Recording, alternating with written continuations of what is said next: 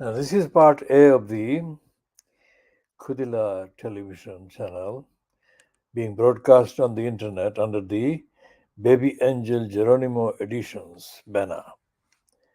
This is Sunday, the 15th of October 2023.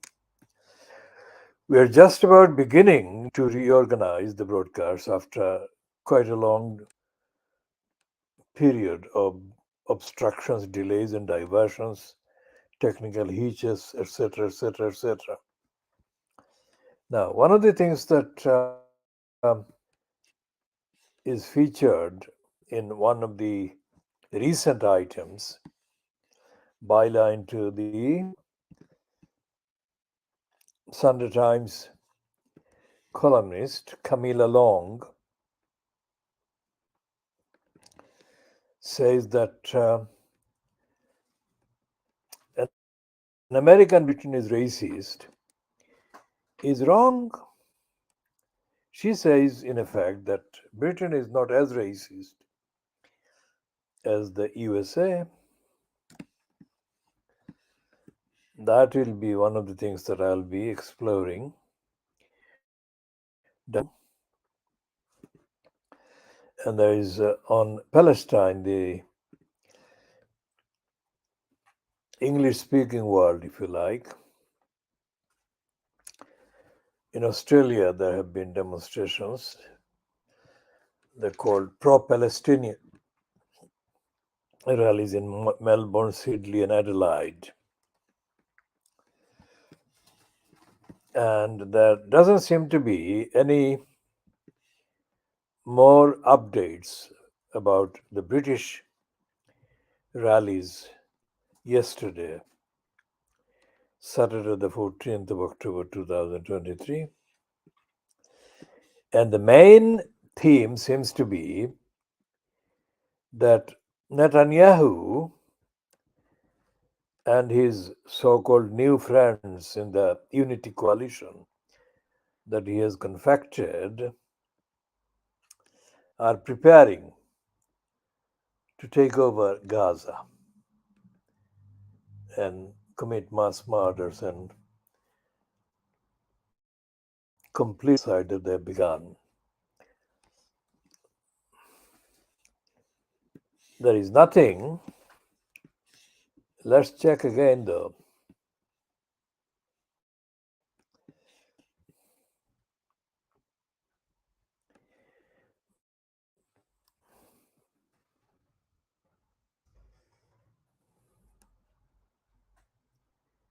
This was Camilla Long, is dated the 30th of October 2022, so just short of 1 year ago. And the heading is Americans think we are a bunch of racists who eat terrible food.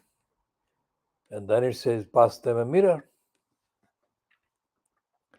And she says, if you are a journalist and you write rude things about people, you can expect some rude stuff back.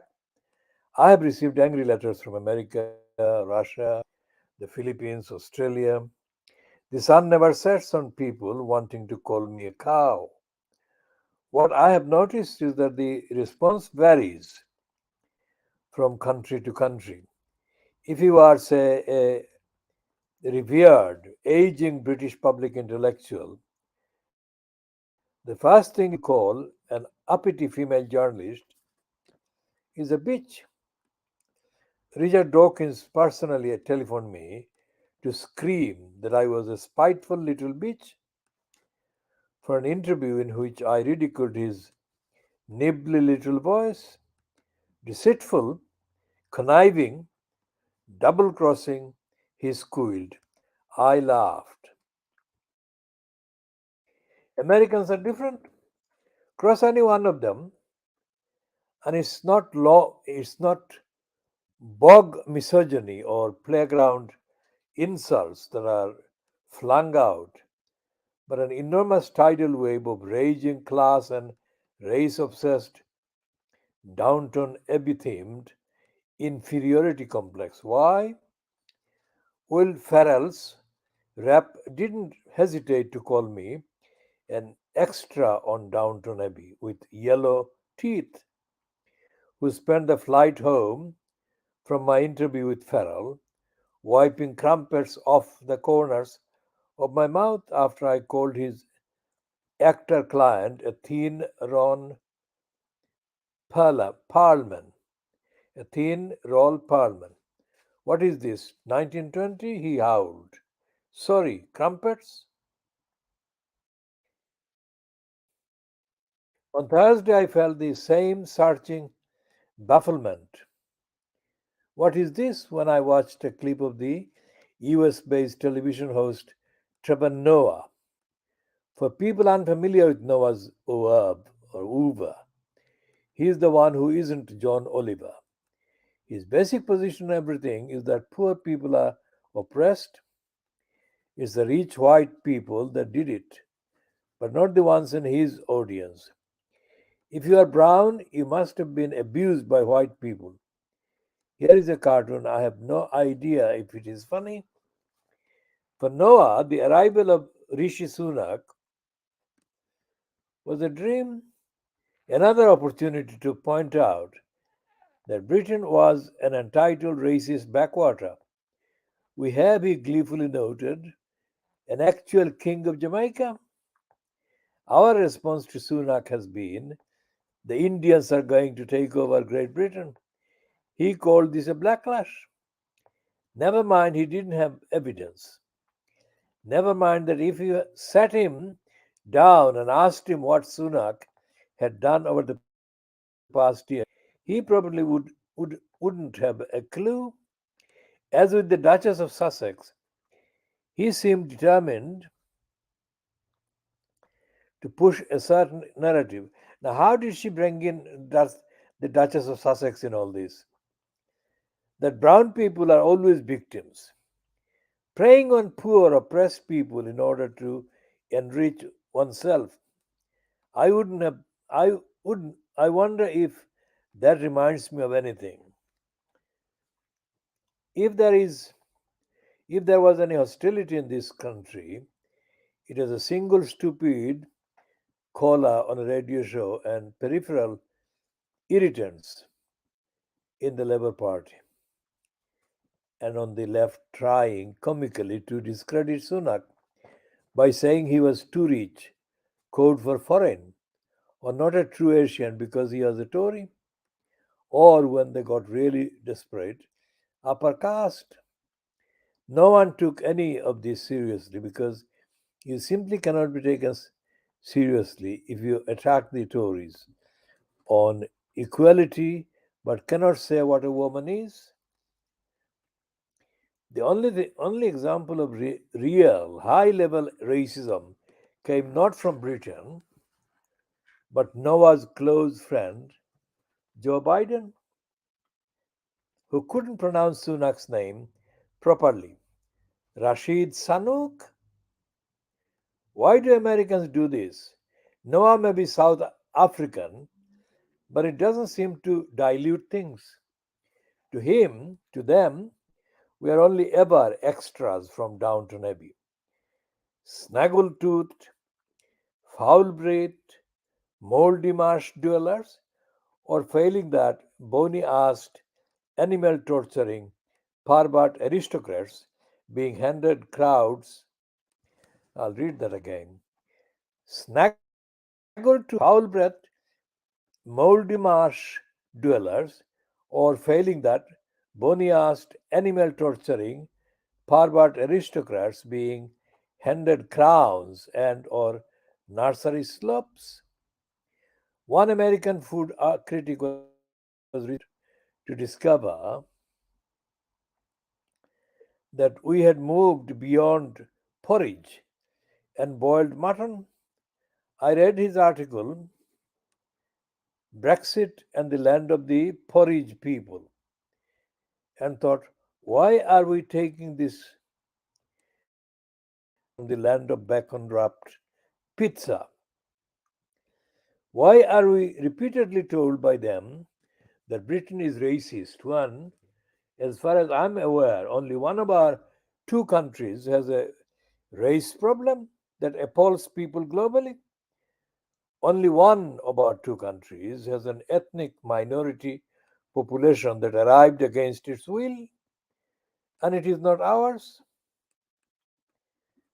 The further you delve into the things, the more you wonder if, when American liberals call us backward, deranged, and imperialistic, it's in fact themselves they are talking about. They say Britain's an embarrassment, a rubbish strewn apocalyptic hovel. But if you look at any footage, you will see it's in fact America that has sprawling, vagrant tent cities of homeless people. They say Britain is filled with 40 paranoid preppers, like the Brexit preppers, profiled in the New York Times a few years ago. But that wasn't really true, was it? If there was one country that's the home of doomsday observers, I'll read that again.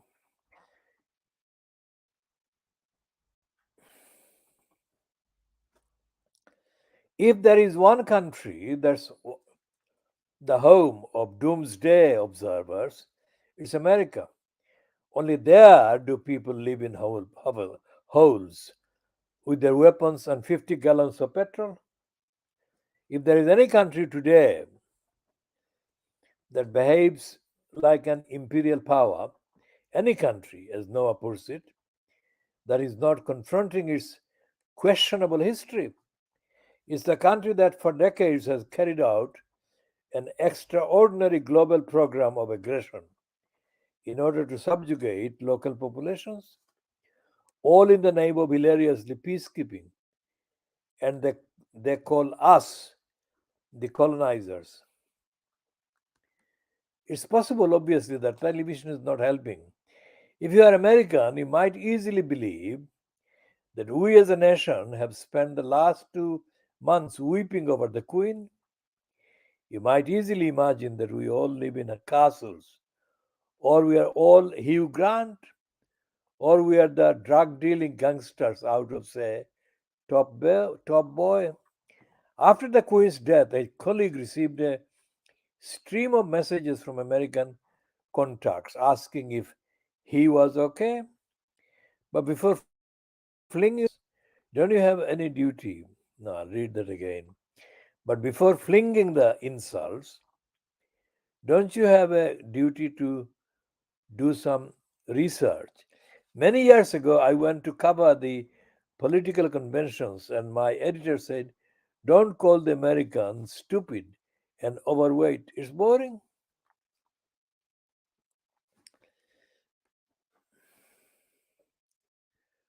Won't someone send smug American media goblins the same memo? It's dull. Entered then Elon Musk, stage right, carrying a sink. Another billionaire whose sense of humor I'd file under BBC comedy. One of the few accounts he follows, as it happens, arrived at Twitter HQ on Wednesday, carrying the bathroom fitting after buying the site for $44 billion. Let that sink in, he tweeted. Let that sink in. Cue howling from quarters of the internet, the bully boys, the piler owners, the people who insist they're progressive advocates of freedom of expression but aren't. People who, over recent years, have taken advantage of the timidity and winning verification of the people at the top of the site and turned it into their own mini police state. People who are reported to, I'll read that again. People who reported me in sizable numbers. A couple of years ago, I put out a tweet on face masks. The tweet wasn't wrong, but they didn't like the tone of it. So neither did Twitter, which suspended me on the basis I had broken its COVID guidelines. It sent me a copy of its guidelines, which said exactly the same thing, same thing about masks as I had. It was a mess. Will I return to Elon's site? Maybe. If he finds a way to let us all speak freely without Twitter acting as defective judge, jury, and executioner, even of moderate voices, even of less moderate voices. It should, for example, be a site that can cope with Donald Trump rather than one that can't. So that's Camilla Long, 30th October 2022. Now, what has happened to Camilla Long's column? I have not seen Camilla Long's column for the last few weeks. Let's check if Camilla Long is on holiday or has been retired, given the sack.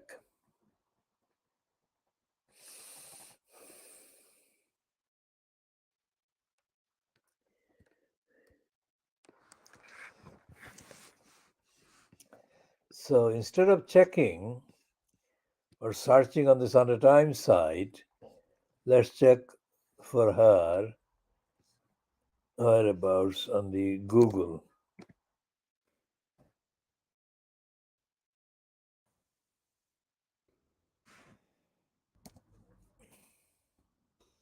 Searching for Camilla Long.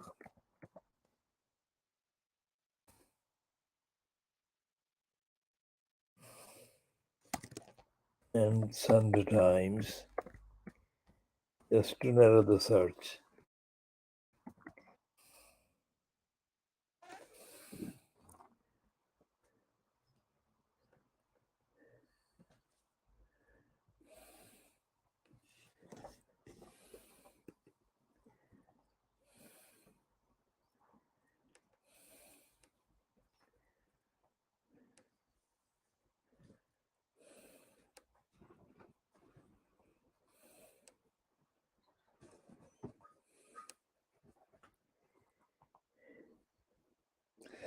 So this search produces items as recent as last week.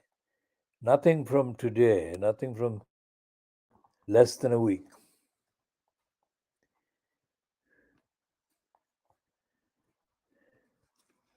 So there is something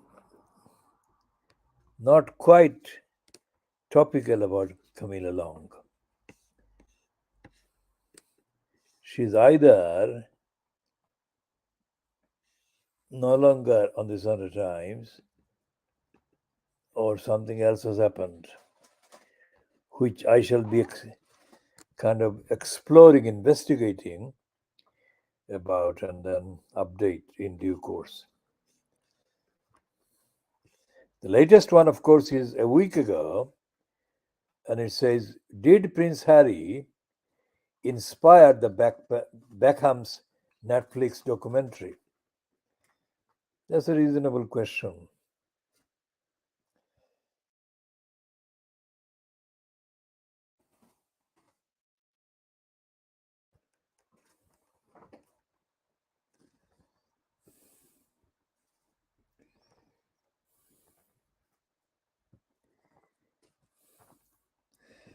And the caption to a picture of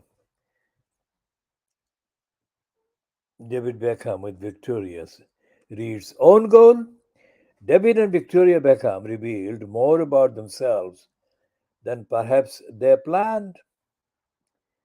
And the courtesy of Netflix 2022. The biggest watch of the week was by some margin Beckham, Netflix, a documentary that came at you in four huge, coiffed chunks. I wasn't initially interested. More. More Beckham? I already have enough of those oiled pillocks on my Instagram feed, kissing each other, self promoting, cooing fakely, grinning at shows of Victoria's tedious floppy clothes yet. You keep on watching, don't you? You watch David Beckham as you might watch a toddler. Is he going to fall over? Is he going to cry? Occasionally, he looks as if he wants to cry, at least as much as his incredibly frozen, current bun face will allow. And when he does cry, as he did at the end of his final match at Paris Saint Germain, he does look like a child, specifically his son Brooklyn. He tells us how proud he is of his children.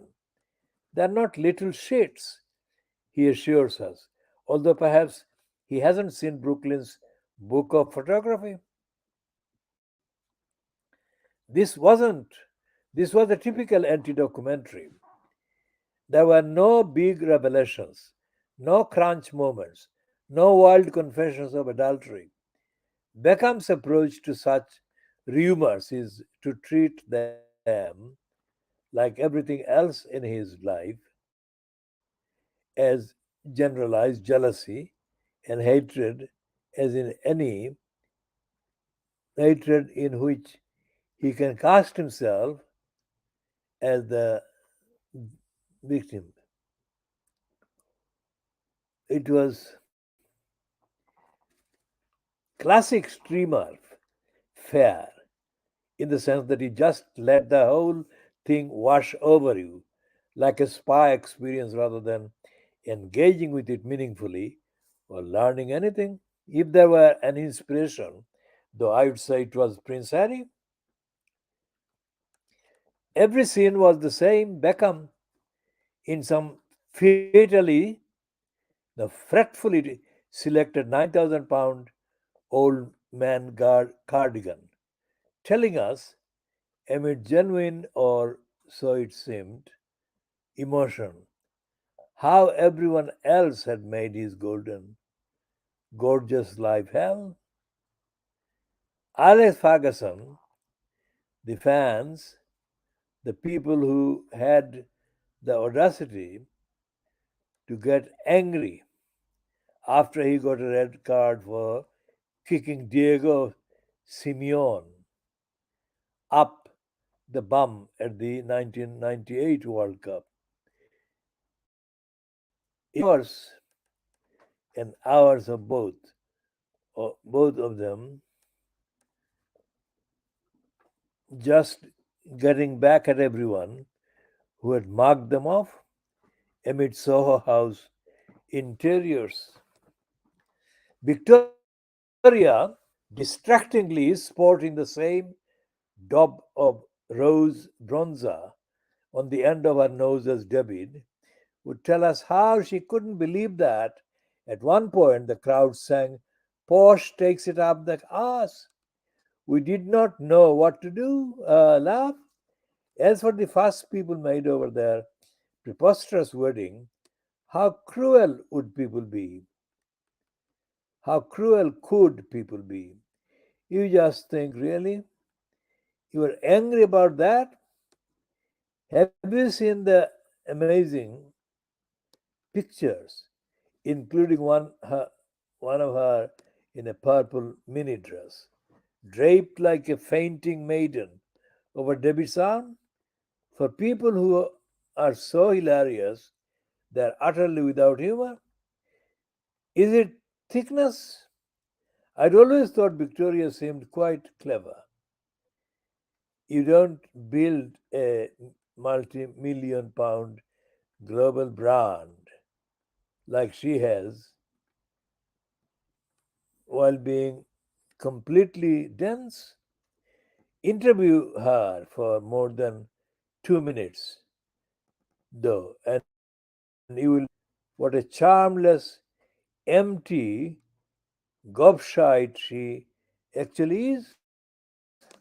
Not a single thing that came out of her mouth wasn't stupid, offensive, or simply grating. She was bullied at school. She moved, yet she is the one who told the Spaniards they smelt of go.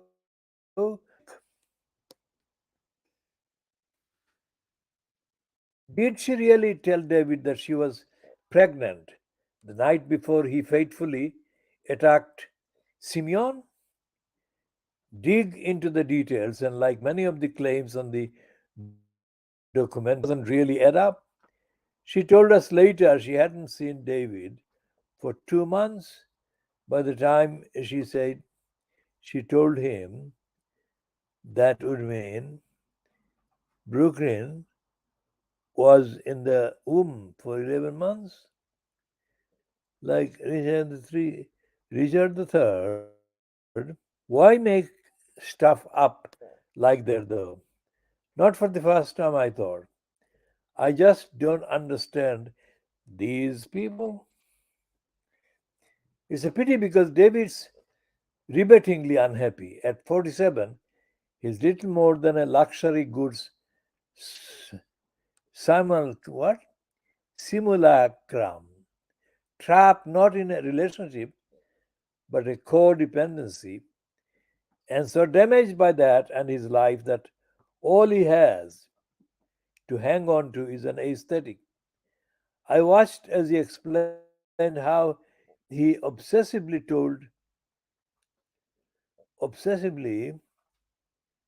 folds that folds his t-shirts at an angle. Everything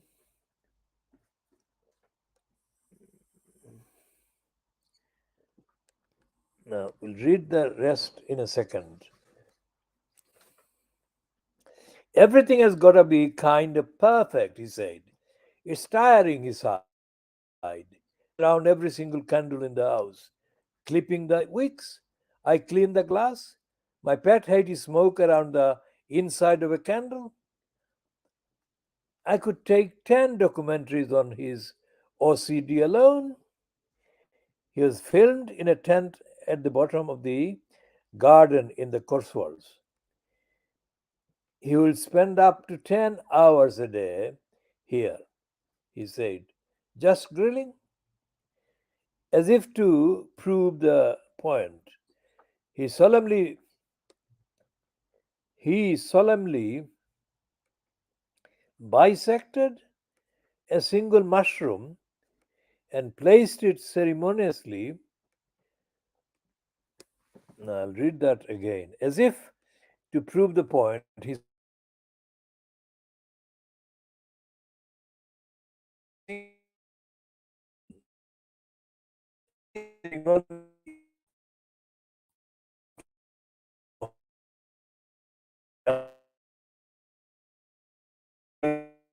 bisected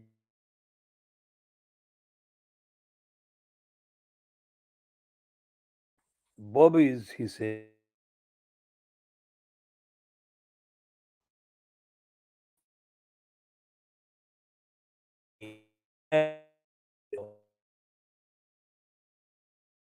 I have no idea. Steve.